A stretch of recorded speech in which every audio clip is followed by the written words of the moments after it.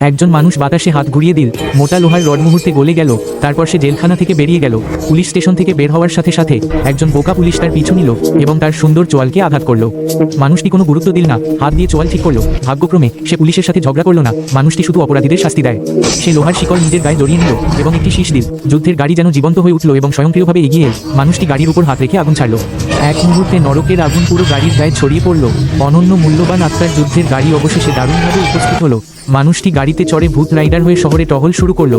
হঠাৎ একটি সাহায্যের আওয়াজ এল। একজন অপরাধী ছুরি নিয়ে ডাকাতি করছিল। সে কিছু না বলে আকাশ থেকে নেমে এল।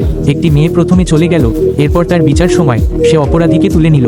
এই বেয়াদব ছুরি দিয়ে আক্রমণ করলো, কিন্তু ছুরি উচ্চ তাপে গলে গেল। মানুষটি বিচার চোখ প্রকাশ করলো। নরকের আগুনের আলোয় অপরাধীর অতীতের পাপ প্রকাশ পেল। হত্যা, লুটপাট, সব ধরনের অপরাধ। 2 বছর পর অপরাধীর আত্মা পুড়ে শেষ হয়ে গেল এবং সে মাটিতে পড়ে মারা গেল। মানুষটি আবার যাত্রা শুরু করলো।